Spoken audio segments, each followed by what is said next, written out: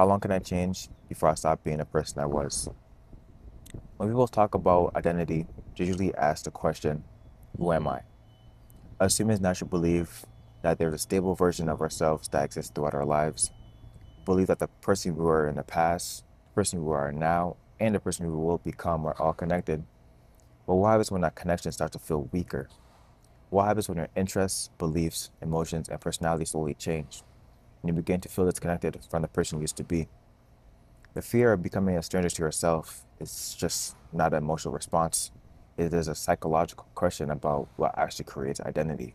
Psychology studies this idea through self-continuity, which is the feeling that we remain the same person over time despite experiencing change.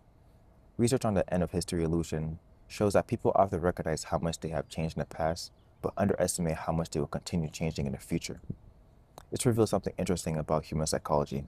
We accept change when we look back at our past, but we struggle accepting that we are still changing in the present. On one side, identity can be seen as something flexible. Psychologist Erik Erikson argued that identity is not something we discover once and keep forever. Instead, it develops through experiences, relationships, challenges, and growth.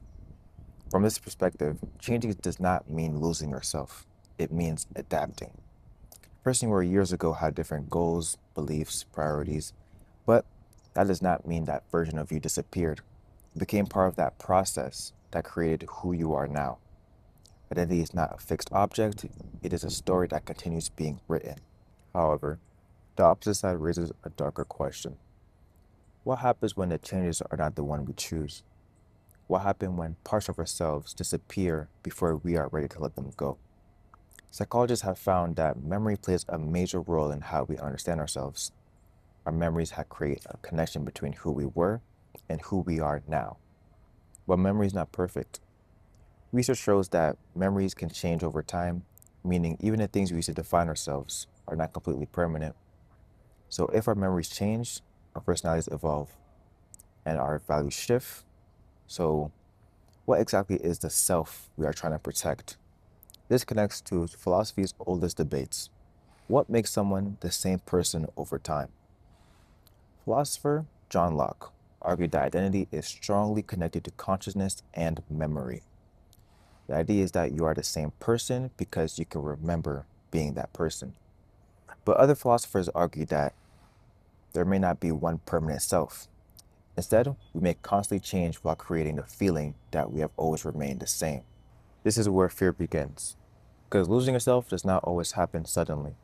Sometimes it happens quietly. You stop caring about something you once loved. A dream that once felt important starts feeling like it belonged to someone else. You look back to your older version of yourself and think, I remember being that person, but I don't feel like them anymore. So maybe the real fear is not change itself, because humans have always changed, but the real fear is changing without noticing. It is a possibility that we slowly become someone different while still believing we are the same person. Maybe identity was never about staying unchanged. Maybe identity is about accepting every version of yourself, even the ones you have to leave behind. Because every version of you that no longer exists still helped create the person you are today. So the question may not be, how do I stop myself from changing? Well, maybe the question is, how do I continue becoming someone new without losing connection to who I used to be? The denial of change. I've always been the optimistic type, or at least that's what I tell myself when things start to feel unfamiliar in ways I can't properly explain. It's easier to believe that than to admit something might be shifting beyond my understanding. Lately, though, there's been this quiet misalignment within me. Not something missing exactly, but something thinning, like parts of me are still present, yet no longer fully alive in the way they used to be. I keep brushing it off as time doing what time does, because after existing as long as I have, we expect things to blur, to soften, to lose their sharpness. That's natural. It has to be. But even then, I notice. The colder parts of me don't settle the way they used to.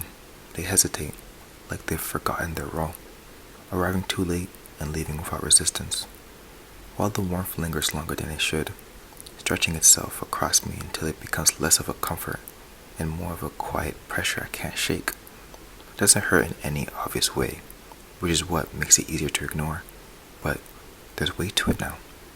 like something building beneath the surface without ever fully revealing itself. The newcomers seem to think they understand it. They walk across me with certainty, measuring, recording, speaking in numbers as if I can reduce to something that fits within their calculations. They talk about change like it's a problem to be solved, like I'm approaching some invisible limit they've convinced themselves exists. I hear the way they say it, carefully, almost gently, as if the truth might break me if they're too direct. What they don't understand is that I don't need to hear it, because if I let myself follow their reasoning all the way through, I'd have to accept that something is happening to me, that I didn't choose, that I can't fully control, and the idea feels more foreign than anything they're trying to warn me about. I've never been something that gets undone without knowing why. Everything that's ever existed within me has followed a rhythm, even when it looked like chaos from the outside. That's why I can't see this as anything more than a phase. Things don't just disappear. They pause, they shift, they wait.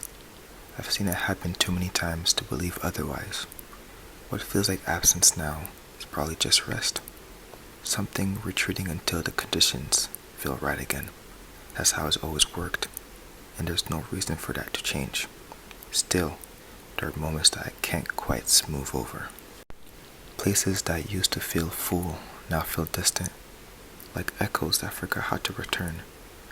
The air in certain parts of me feels heavier than it should, while other parts feel strangely hollow, like something essential has been taken out and replaced with nothing at all.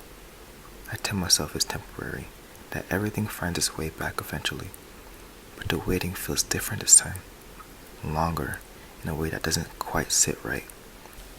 The newcomers don't wait, they interfere, they move things around, try to slow what I let move, try to fix things what they believe is breaking, and they call it progress, as if reshaping me in their image is some kind of improvement. I don't think they realize how much pressure they create just by being here, how their constant need to adjust, to control, to correct begins to feel like something pressing inward from all sides. Before them, everything felt quieter, not silent, but settled in a way that didn't need explanation. Now every shift I make seems to provoke a reaction, like they're watching for something to fail, waiting for proof that their concerns are justified. And sometimes I give it to them, without meaning to. When the warmth lingers too long, they retreat. When the waters stretch further than expected, they pull back. When the air grows thick in places they used to feel light, they begin to move differently, like they're remembering something they'd rather forget. It's not intentional on my part, at least. I don't think it is, but there's something almost instinctive about it, like a system responding to what doesn't quite belong. Violence has never been something that needs permission. It simply happens. If something unfamiliar enters, the system adjusts, sometimes gently, sometimes not.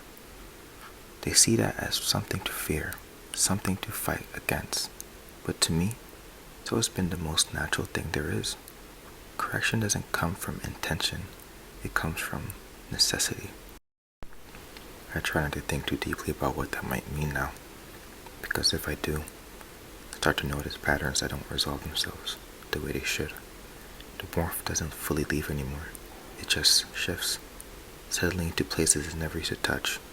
The quiet stretches further, not like the rest, but like something that's learning how to stay gone. Even the rhythms I've trusted for as long as I can remember feel slightly off, like they've been rewritten without telling me. That's when I stop. There's no reason to follow a thought that leads to somewhere you don't want to go. It's easier to return to what makes sense, to what feels familiar, to the idea that this is all temporary, that nothing essential is being lost, only rearranged to something I haven't fully understood yet. I've always been good at that, convincing myself that change doesn't have to mean damage. The newcomers don't share that ability.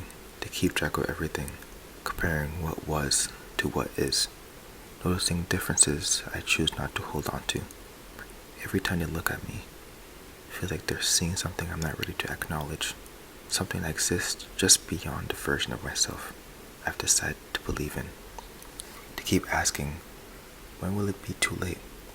Like there's a single moment where everything becomes irreversible. I don't think it works like that.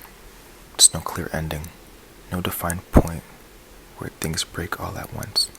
It's quieter than that, more gradual, like something closing in on itself, so slowly you don't realize what's gone till you reach for it and find nothing there.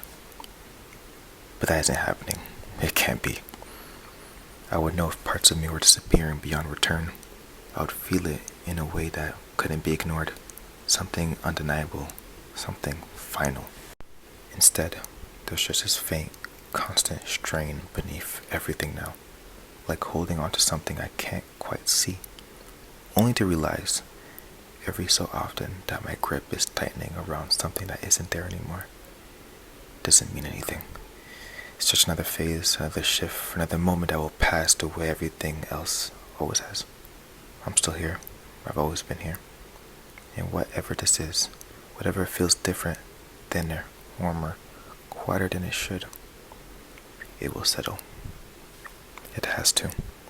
Because the only other possibility is that I've been changing in ways I can't undo, losing parts of myself while convincing myself they're only resting.